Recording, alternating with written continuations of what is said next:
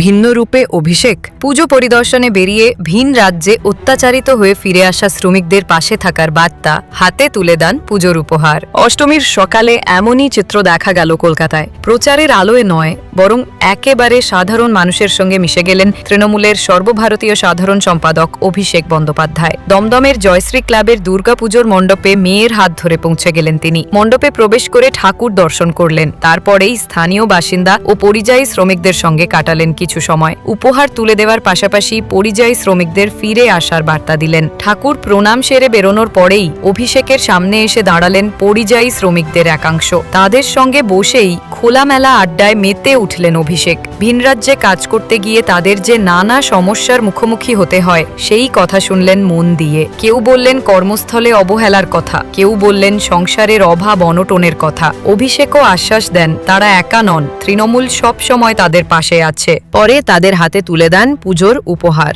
এরপরেই শ্রমিকদের সঙ্গে ফুচকা খান অভিষেক। শ্রমিকরা কেউ হাত জোড় করে কৃতজ্ঞতা জানান, কেউ বা সাংসদের পায়ে হাত দিয়ে প্রণাম করেন। উল্লেখ্য, ভিন রাজ্যে বাঙালি শ্রমিকদের উপর অত্যাচারের বিরুদ্ধে দীর্ঘদিন ধরেই সোচ্চার হয়েছে তৃণমূল। তাদের সুরক্ষায় মুখ্যমন্ত্রী ঘোষণা করেছেন শ্রমশ্রী প্রকল্প।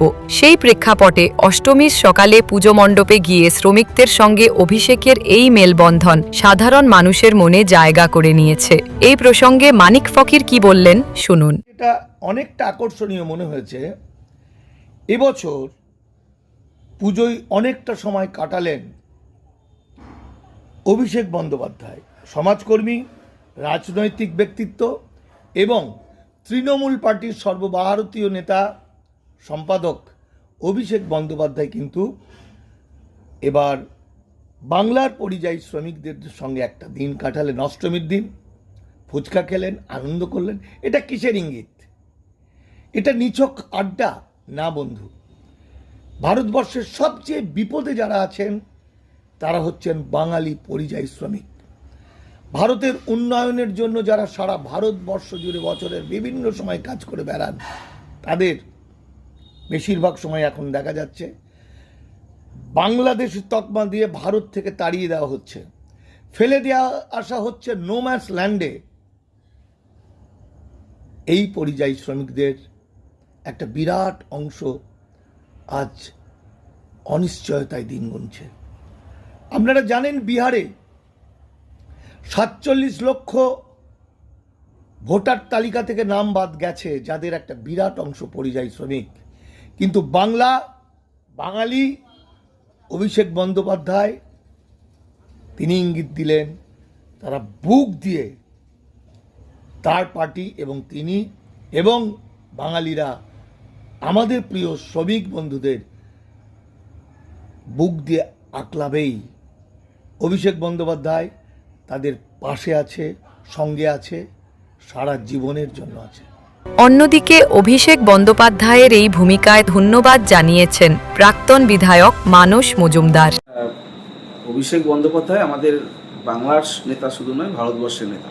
অভিষেক বন্দ্যোপাধ্যায় তার অভিষেক হওয়ার পরে আমরা দেখেছি তিনি বাংলার বিভিন্ন বিষয় নিয়ে, যখনই কেন্দ্রের বঞ্চনা, কেন্দ্র সরকার বাংলার মানুষকে ভাতে মারার চক্রান্ত করছে, কেন্দ্র সরকার বাংলার উন্নয়নের টাকা আটকে দিচ্ছে, বাংলার করের টাকা আটকে দিচ্ছে, জিএসটির টাকা আটকে দিচ্ছে, বাংলার 100 দিনের টাকা আটকে দিচ্ছে, বাংলার বাড়ির টাকা আটকে দিচ্ছে, বাংলার জলের টাকা আটকে দিচ্ছে, তখন আমরা দেখেছি অভিষেক বন্দ্যোপাধ্যায় রাস্তায় নেমে একদম শুধু কলকাতায় নয়, একদম দিল্লির বুকে গিয়ে আন্দোলন করেছেন বাংলার জব কার্ডধারীদের নিয়ে।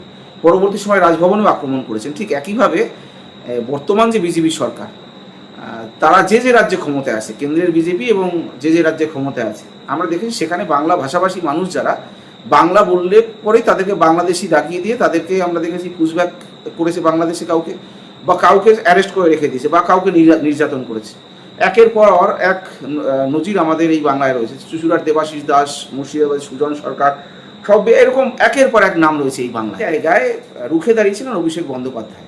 অভিষেক বন্দ্যোপাধ্যায় নিজে প্রতিনিধি পাঠিয়ে তিনি মহারাষ্ট্র থেকে এই রাজ্যের বহু যারা পরিযায়ী শ্রমিক, যাদেরকে বাংলাদেশি সন্দেহে আটকে রেখেছিল, তাদেরকে ছাড়িয়ে নিয়ে এসছে।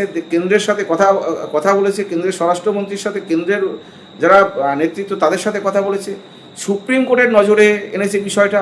হাইকোর্ট এই বিষয়ে 9টা রাজ্যকে চিঠি করেছে, যেটা হতে পারে না। বাংলা ভাষা শুনলেই বাংলাদেশি বলে দাগিয়ে দেওয়া, এটা হতে পারে না।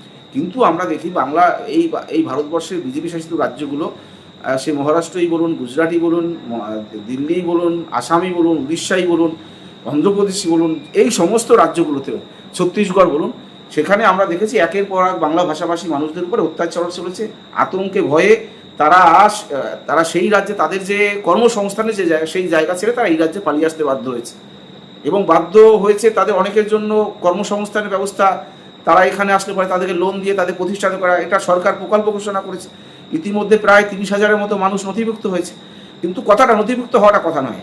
এই ভারতবর্ষের মানুষ, একটাই তো ভারতবর্ষ, সেখানে বাংলা ভাষায় কথা বলে তাদের বাংলাদেশি বলে দাগিয়ে দেওয়া হবে কেন?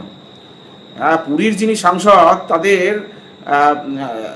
যে স্পোক্স পারসন, সে সরাসরি বলছে বাংলা বলে কোনো ভাষা নেই। এর থেকে লজ্জা বাঙালির জন্য কিছু হতে পারে, কিন্তু এই বাংলা কোনো বিজেপি নেতা তার বিরুদ্ধে প্রতিবাদ করেনি যে আপনি বাংলাকে এভাবে অপমান করতে পারেন। তো সেই জায়গায় দাঁড়িয়ে অভিষেক বন্দ্যোপাধ্যায় গতকাল পুজো প্যান্ডেলে গেছেন। সেখানে দেখুন, আমরা তো সবাই নতুন বস্ত্র পরে আনন্দে আমরা পুজো প্যান্ডেল পরিদর্শন করি, কিন্তু যারা পরিযায়ী শ্রমিক তারা তো অন্য রাজ্যে কর্মসংস্থানের জন্য গেছিল। আজকে সেই কর্মসংস্থানের জায়গা ছেড়ে দিয়ে তাদের এই বাংলা ভাষা শুনলেই বাংলাদেশি দাগিয়ে দেওয়া, এই যে চক্রান্ত অত্যাচার, সেখান থেকে পালিয়ে আসতে বাধ্য হয়েছে রাজ্যে। সেখানে তাদের সাথে পরিবারের মানুষের মতো কথা বলেছে। তিনি বারবার প্রমাণ করেছেন, যেখানে পরিযায়ী শ্রমিকরা আক্রান্ত হয়ে সেখানে অভিষেক বন্দ্যোপাধ্যায় প্রতিনিধি পাঠিয়েছেন। আমরা দিল্লিতে দেখেছি, দিল্লির যে মহারাষ্ট্রে দেখেছি, মহারাষ্ট্রের যে সাংসদ, তার বাড়িতে গিয়ে একদম একটা সিঁড়ি তৈরি করে দিয়ে চলে এসছে, বাড়িতে দিয়ে চলে এসছে। তো অভিষেক বন্দ্যোপাধ্যায় প্রথম দিন থেকে এই পরিযায়ী শ্রমিক যারা, তাদের উপরে যে অত্যাচার, বাংলাদেশ ভাষা শুনলেই বাংলাদেশি দাগিয়ে দেবে, তাদেরকে তাড়ানোর যে চক্রান্ত, তাদেরকে এই বাংলা থেকে, এই ভারতবর্ষ থেকে পুষবাক করে দেওয়ার, এর বিরুদ্ধে প্রতিবাদ করেছে।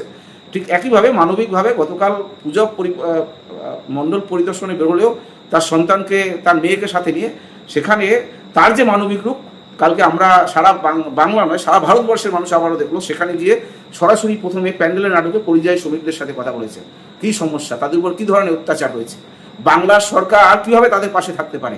অভিষেক বন্দ্যোপাধ্যায় সরকারের প্রতিনিধি নয়, তিনি একজন রাজনৈতিক নেতা হিসেবে তাদের পাশে কীভাবে দাঁড়াবেন, দীর্ঘক্ষণ তাদের সাথে কথা বলেছেন। ভাই, স্বাধীন ভারতের ইতিহাসে এমন যুবনেতা এই প্রথম, যে সরকারে না থাকলেও তার যে মানবিক রূপ, সেই মানবিক রূপ সে বারবার সামনে নিয়ে এসেছে। সে দিল্লি কেন্দ্রের বিজেপি সরকারের বাংলা বিরোধী আচরণই হোক, বা এই বাংলার মানুষকে বাংলা ভাষা বলার জন্য বাংলাদেশি দাগিয়ে দেওয়াই হোক।